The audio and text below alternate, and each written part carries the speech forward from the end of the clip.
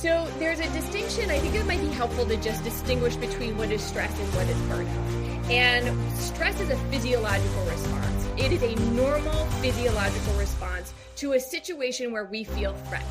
And it's important to understand that we will respond in that way, whether we are actually being threatened or not. So if we think we are being threatened, if we think that there is a monster under the bed, we will still have that stress response. And over time, what we know is that if you have chronic stress, if you're not managing that and returning to baseline after every stressful episode, then that accumulates over time, over days, over weeks, over months, over years. And what we know about chronic stress is that that's where it affects our overall health, because that can lead to chronic disease. Dr. Camilla Moore, thank you and welcome to the Root of All Success. Thank you so much for having me. I'm excited to be here. All right. So let's talk burnout and stress. So burnout and stress is something that you, as a doctor, which we'll talk a little bit about your specialties, sure, that you work on. And I know this, you know this, burnout is a silent epidemic. It is affecting a lot of people in a lot of different industries. This entrepreneurial podcast, obviously, is listened to by a lot of entrepreneurs. But I know that you've made this your kind of mission, what you're doing, burnout, stress. I'm wondering, was there a personal breaking point in your life that kind of led you to focus on this to help other people? Yeah, that's a great question. And the answer is yes. And, time just flies. It was actually about a year and a half ago.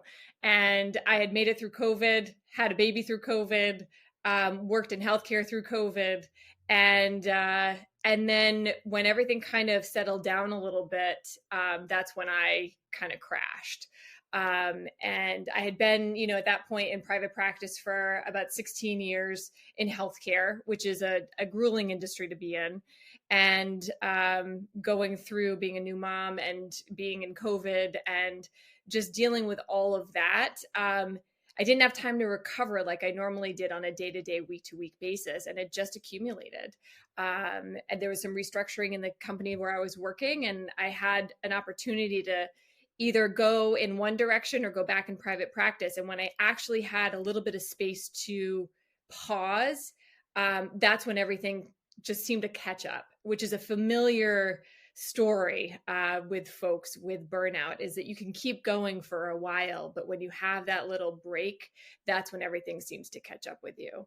And so my own personal experience with it, plus knowing all the science behind it, it was a natural fit for going into this field. Now, your private practice, let's talk just briefly about this specialty. Sure. You have a doctorate of chiropractic, and there's a few other things. Tell us a little bit about that. So my private practice, I started 2012, 2013, and I built it very quickly and sold it 5 years later. And sold it because my husband and I wanted a family, and he has a big job, and it was just a lot. So I had the opportunity to start a new department at one of our big healthcare systems. And so I took it, sold the practice and took it.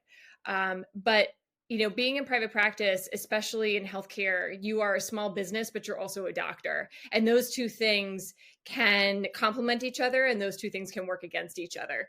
But it's a very big challenge to have to run the books and treat patients at the same time. And that's why you see so many of these independent folks really burning out, because you have to both know your skill and your service, but also run the business. And those are two big major jobs.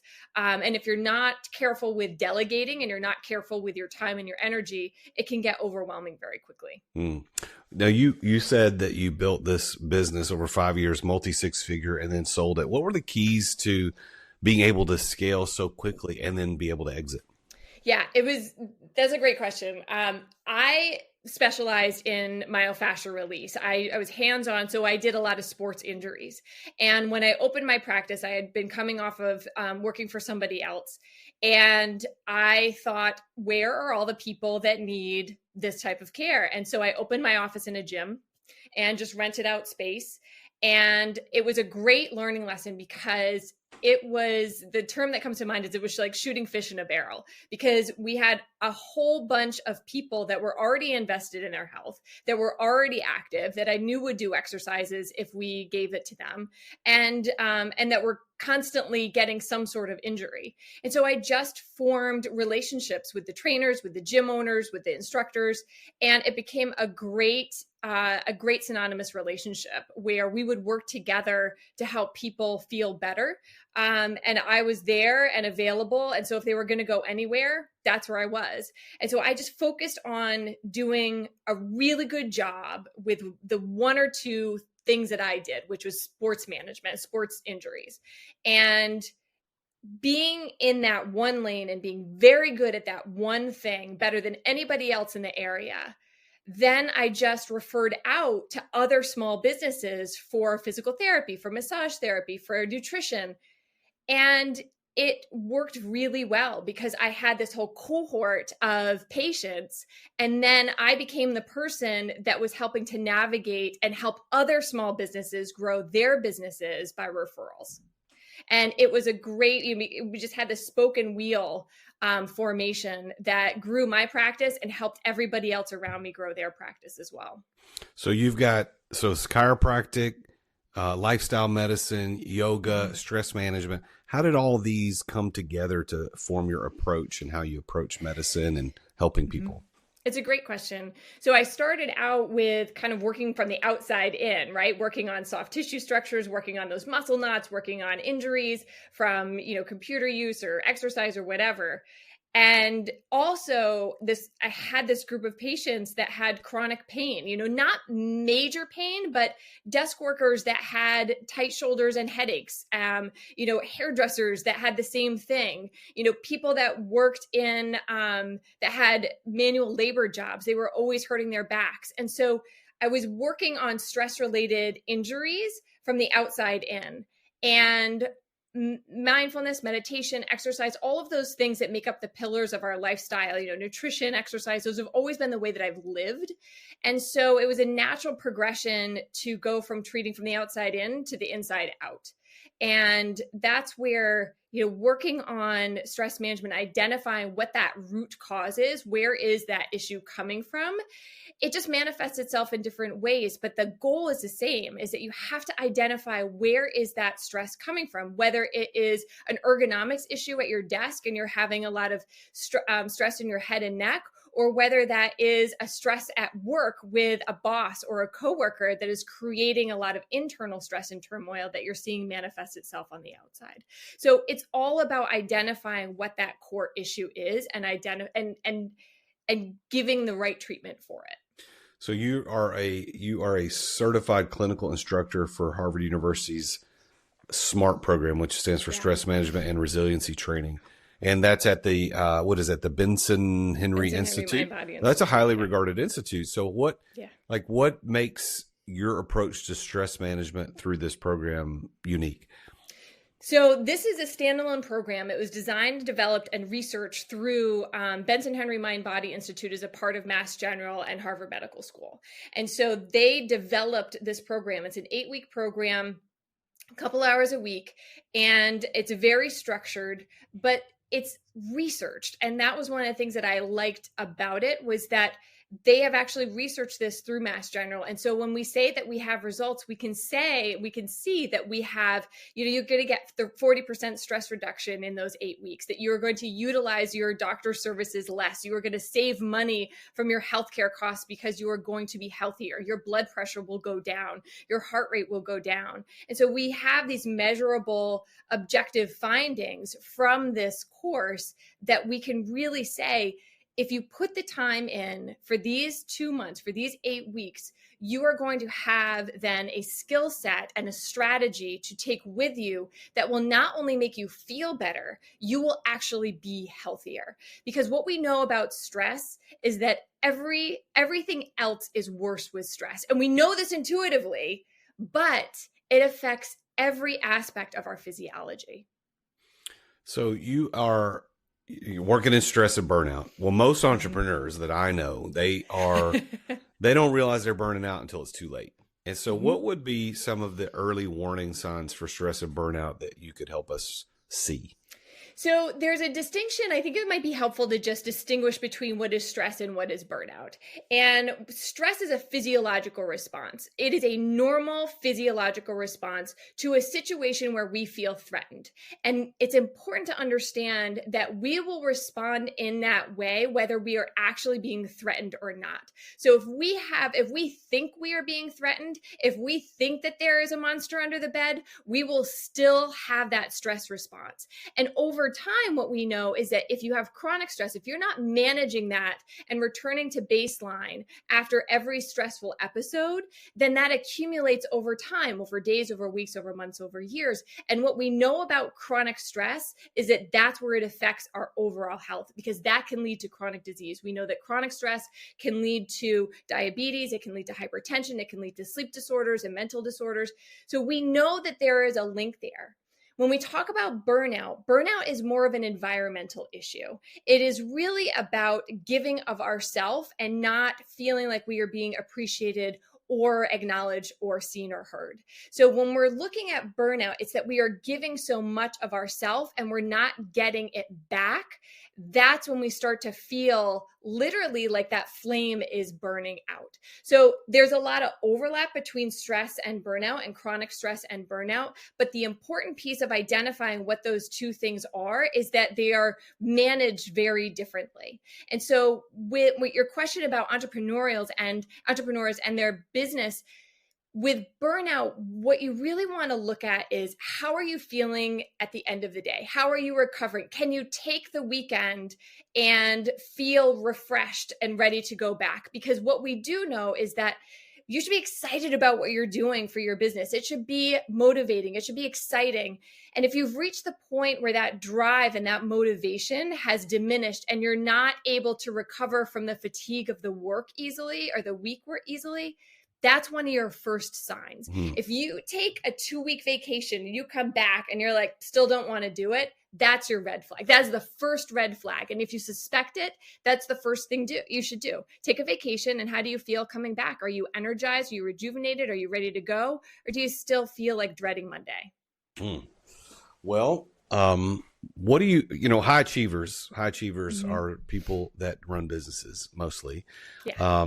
And they feel guilty usually when they rest. And so a lot of them say, I don't have time to slow down. What would you say to somebody like that? So that's where there's two parts of that. One, running a successful business and managing burnout go hand in hand. Because if you are running a business and you think that you should be doing everything, if you're doing the accounting, if you're doing the ordering, if you're doing inventory, whatever that business is, if you feel like you have to manage every single aspect of it, and again, I understand at the beginning you do, but as you grow, you have to get your team in place to take some of that burden away from you. And so if your business is not managed well, then your risk of burnout is much higher. Those two things go together. So and that's where like that fatigue and that exhaustion, that's the first thing you want to check is, do you have your team in place? Do you have your accountant? Do you have your attorney? Do you have the insurance that you need to in case something happens? Like these big ticket items that we know from a basic business plan, do you have those people in place? Because that takes a lot of that emotional and mental burden off of you. So, and the other thing, and I totally forgot what I was going to say. Are you burned out? Are you burned out, Dr. Moore? No, it's the end of the day here. I've been at my computer all day. But the other thing you asked about taking time off. Yeah. This is a marathon. Business and business ownership is a marathon. And so just as training for a marathon, you have your rest days, you have to build that in. If you feel guilty about taking that time off, then you have to look deeper into yourself as to why do you feel like you can't take this space? And asking yourself those questions. In business, we have the 5 whys, right? Like why this? It's to be able to get to the root cause of something. And so you can apply that exercise to something like this and say, why do I feel this way? Well, why do I feel this way? Why do I feel this way? And in the SMART program, we call that the root fear exercise, right? Because at the at the base of every stress is a fear. That's really in our brains. It's the fear response that is actually triggering the stress response. And so we have to identify, like, what is it that I'm afraid of, that I am really resistant to taking some space to recover. And so if it's that you are going to lose business, then you have to look deeper into that. Why are you afraid that you're going to lose business? And it comes very quickly, you come down to a fear of either being rejected or a fear of being alone. And whether that is that you don't have the money to do that, or your business is going to fail and you're going to be alone, there is a root fear at all of those. There's something that drives all of our behavior, and fear is a big motivator. But if we don't take the time to ask those 5 whys to get to the root of it, then we're not actually growing. We're not actually seeing and removing a barrier to our business growth. You've also worked with corporate executives at Titleist and FootJoy. What do you now know is the biggest misconception that corporate executives have about stress management? So this isn't so much just from my time at Titleist and FootJoy was amazing, and that is an incredible company. The Acushnet company is an incredible company. So I don't want to. They're really wonderful, but my time with corporations in general, I will say that the biggest barrier is that, kind of what you're saying here, that we know from research that if you can take space and create a healthy working environment for your employees, that will ultimately lead to better engagement, better employee satisfaction, better employee retention, and ultimately save you money. But we really have this mental block as a society that if we are not suffering, then we are not working hard, and we are therefore not giving everything that we can give and don't deserve what we have. And so that breakdown is really important, because we create this situation where if we're not exhausted, then we haven't done our job. And that loses a balance of life in general, that at the end of the day, if you look at your 8-year-old self and you look at your 80-year-old self, would they be happy with what you're doing right now? And that's a great measuring stick to shift the barometer a little bit. So stress, if you're talking about stress a little bit, because you made the distinction between stress and burnout. Mm-hmm. Stress isn't just emotional. It affects decision making. It affects leadership. It can even affect revenue. So how would you say that stress impacts an entrepreneur's ability to scale? Ooh, that's a really good question. So in order to this is how our brain works, and this is how the stress response works. So we have something stressful that comes in, and this could be something stressful at work where, you show up and your admin is out for the day, or, someone quit, or, something didn't happen, but you have this stress come in, and that triggers our limbic system, which is the deepest, rootest part of the brain. That is our most primitive part of our brain. And that sets off a relay that increases our adrenaline and our cortisol. The prefrontal cortex is the part of our brain that is in the front, and this is the last to develop. This is our newest part of our brain, and it's what makes us us. It's where our personalities live. It's also our executive decision making. And with that stress response, there is a balance between the executive center, our prefrontal cortex, trying to manage this primitive response. And so, and in the same time, our hippocampus, which stores our memory, is also feeding in. So we have memories of maybe things didn't go well, but our prefrontal cortex is saying, slow down, make a decision. This is not a threat. You have to make, a very good decision here. And so the more you can improve that prefrontal cortex, the more you can mitigate and manage that stress response. And so that we know from science that is improved through a whole host of things: mindfulness, meditation, yoga, exercise, nutrition. All of these lifestyle factors help support that prefrontal cortex. And so if you want to be successful in business, it is in your best interest to set your body and your mind up so it can function optimally. So you work with healthcare professionals to help build businesses they love while working less, which sounds very eerily familiar to what I do professionally. But what would you say is the first step for an overworked entrepreneur looking to reclaim their time? So first step is always evaluation. You've got to have an evaluation. And one of the quickest and easiest ways, I'll tell you how you can do it right now, is let me just take one step back. In order to change outcome, we need to change behavior. In order to change behavior, we need to change perspective. And in order to change perspective, we need new information and knowledge, and we need to learn something.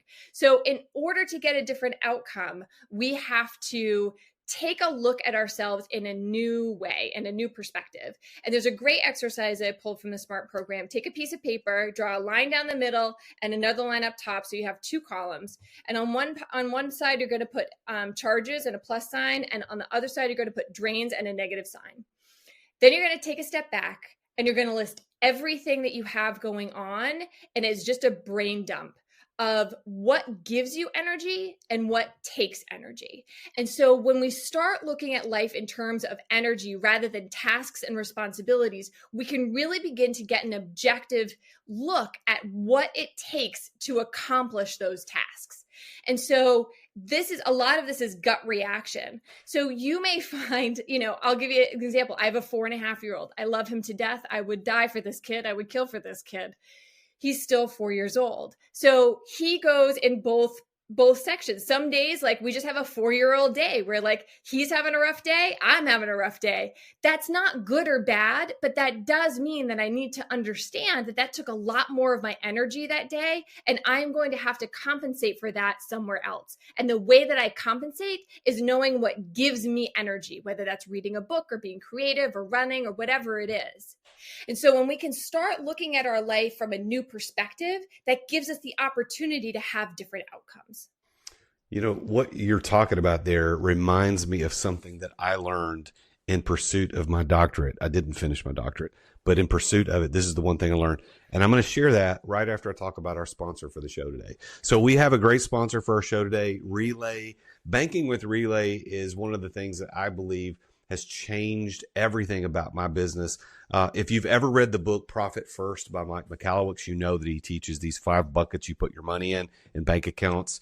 And it's kind of like the envelope system, but for businesses.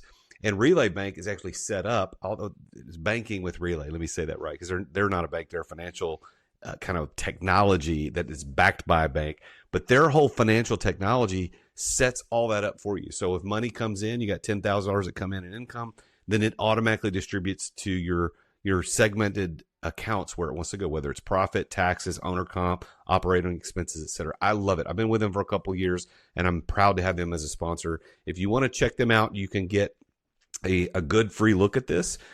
Relay's always free, so you can go through my account link and you can get access to some cool stuff. Go to therealjasonduncan.com/relay, therealjasonduncan.com/relay. Now back to talking with Dr. Camilla Moore. So when I was in my doctorate program, I learned, I decided to drop out because I thought, why am I doing this? I don't need to do this. I was already an entrepreneur and owned a successful business. My wife's like, why are you doing this? Are you going to make more money? I'm like, no, I'm not going to pay myself more because I have a doctorate. But I thought, well, I must be here for something. I did this on purpose. So what did I learn? Well, the one thing that I learned is I learned the theory of power load margin that was theorized by Dr. Howard Yale McCluskey back in the early 80s. I don't know. Is this ever nothing? No, that's nobody above ever my pay grade, man. Yeah, well, look, it's so good because it's what you were talking about. This you said the pluses and the charges, what drains you and what takes away. And his whole theory, he was a gerontologist and he studied older people, and he wanted to understand how they had the capacity to learn new tasks like, to put it crudely, how do you teach an old dog new tricks? And he was studying this in the human realm, and he discovered this power load margin. And so if they had too much load, what you would call negative, had too much load and not enough power, which would be the positives, they had no margin, and therefore they couldn't learn any new, and they would degrade physically. But if they could flip it and take the load away and give them more power, that they would have margin and they would enjoy life and their bodies would improve. It was fascinating. So I took it and reapplied it to business and actually wrote about it in my book because I thought it was that cool. That's the one thing I learned in my pursuit of my doctorate, which I did not finish. You should check it out. Howard Yale McCluskey, the power load margin. It's so interesting because and it reminds me the conversation that I would have, repetitive use injuries. We would use the terms load and capacity, very similar. And that's like when you have injury, that means that you have overloaded the capacity of those tissues. So in order to heal, you have to either decrease the load or increase the capacity or both. And so it is 100% the same thing. What you're doing here is evaluating what your capacity is and what your load is. And when we talk about these lifestyle factors, what that does is it increases the capacity of your system, your brain, and your body to be able to handle stress and load. Yeah. So what do you think is your one key to success? So you've been successful as a doctor, running a private practice, your own business, working in the corporate world, and now doing what you're doing today. What is your one key to your success? I mean, honestly, I have a great partner. I married well. I have a great husband. For me personally, yes, I did a lot of things right. I did a lot of things wrong. I think identifying your key market and marketing to them, that is 100%. Like, I did sports injuries. I went to a gym. But in the bigger picture of success, it is because I have a husband who lets me do whatever it is that I want to do and is my biggest cheerleader for anything. I love it. So that for me, I think is key. That's good. Well, how do you define success? Yeah, this is always a great question. I think one of the distinctions that I really have come to appreciate is a distinction between achievement and success. Because I think, especially in our society, we tend to equate those two things, where your achievements, whether that is reaching a salary goal or whether that's graduating college or finishing a PhD or, anything, we celebrate that achievement as a success. And yes, it can be. But when we think about success, to me, those are big picture things. Those are the big ticket items. And success to me is, again, does my 8-year-old self and my 80-year-old self, would they be proud of where I am right now and what I'm doing? And if this all ended tomorrow, would I be happy with the life that I had, giving the time to my child and my family? And did I every day know what was the most important thing and what was not the most important thing and prioritized accordingly? And I think those two things, you can have achievement without success and you can have success without those achievements. But success to me is all about relationships and all about contributing to making the world a better place, whether that's through my work or raising a great kid. Well, by that definition, would you consider yourself to be a successful person? I hope so. I think so. Yeah. I mean, going through hard times always puts perspective into play. And, I think, I think I can say that for sure. Well, let me let you put your coach hat on for just a second and speak to the audience of entrepreneurs and business owners. What is your best piece of advice for them? In general, or really relating to stress and burnout? You're just whatever you consider the best piece. Yeah. Blank slate. I think that the best piece of advice that I can give is to take the time and explore who you are as a person and know yourself inside and out, and understand that that's always going to be a moving target. But you have to understand who you are, what you want to do, and what you bring, and what you want, how you want to change the world or your little space in that world. But you have to know who you are first. And if the outside is incongruent with the inside, that will inherently create tension and stress. And that may be that you're in the wrong place, that it's not fulfilling to you as a person. And that's your that's your indication for change. But take the time to explore who you are and understand that fully, because everything else stems from that. That's good. That's good advice. That's good advice. All right. I've got 4 rapid fire questions for you. First, what's one daily practice that you swear by for stress management? I exercise every morning. What do you do? Not a rapid fire, but just out of curiosity, what do you do? Like, what's your exercise? What do you do? So I'm in my 40s, and the women in their 40s listening to this podcast know that it's all about strength training. So I run usually around 5 miles or do a kettlebell workout. So I usually work out 5 or 6 times a week. And I do one of those 2 things, and I'm an early bird. So I'm like up at 4:30. I'm out on we live right near a bike path. So I'm out there at like 5:15. But it is my first business meeting of the day. That's how I look at it. It clears my head. I let my mind go. I have the best ideas when I'm running, and I carry my phone with me and I write notes, and I've had some great ideas. So that is, for me, hands down. Biggest myth about burnout? Biggest myth about burnout, I would say that that you can recover quickly. I think burnout happens over a long period of time, and you have to have the recovery period that matches that. This is a marathon problem. It's not the little stressors. It's the exhaustion of the marathon of whatever you're in. And I want to be clear, this isn't just burnout started as a work-related issue, but it is a relationship issue. So you can be in a bad relationship that is also burning you out. It does not have to be specific to the workplace. It can be anywhere. One wellness trend that you think is overrated? Any of the diets. any like, take your pick, like any and all of the diets. All right. If you could give some advice, you go back in time to your 30-year-old self. What would you say? What would you say? Well, I have to say, I loved my 30s. I would say don't do anything different. Really? I totally enjoyed every minute. I loved my 20s. 20s for me were, you make the wrong mistakes. You date the wrong people. You travel. You don't have any money. You're doing all of the stuff. 30s, I really had a lot of it together. So I was making some money. I was traveling. I, had fun. But I would say to my 30-year-old self, brace yourself, because you're going to have a great ride. That's awesome. All right, Dr. Camilla Moore, thank you so much for being on the show. Tell people how to get in touch with you.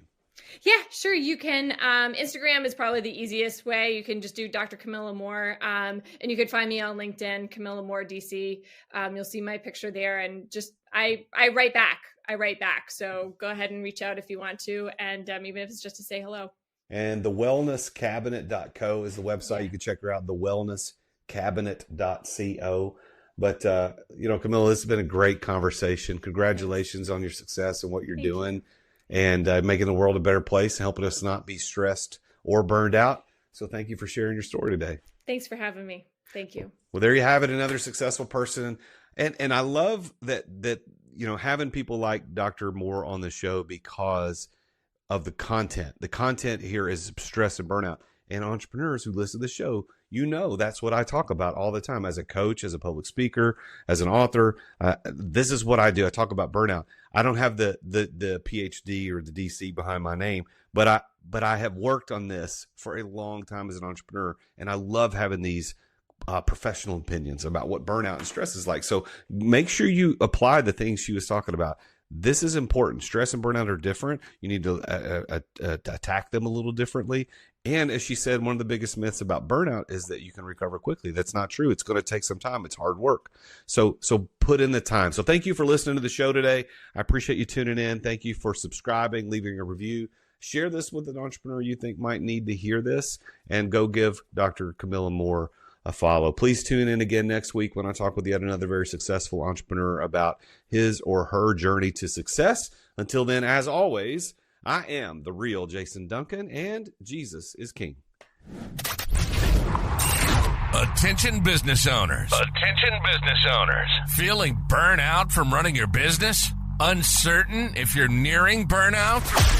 Take our free 10-question business burnout test at businessburnouttest.com to discover where you stand. With just 10 quick questions, you'll learn how to immediately begin making changes to regain freedom and success. Cut your daily operations time in half. Improve your quality of life and prepare your business for your future exit without losing revenue or profit. Visit businessburnouttest.com now and take the test. Thank you for listening to another edition of The Root of All Success with the real Jason Duncan. If you've enjoyed this week's episode, visit therootofallsuccess.com to access the show notes and other helpful resources. Follow Jason on social media at The Real Jason Duncan. See you again next time here on The Root of All Success.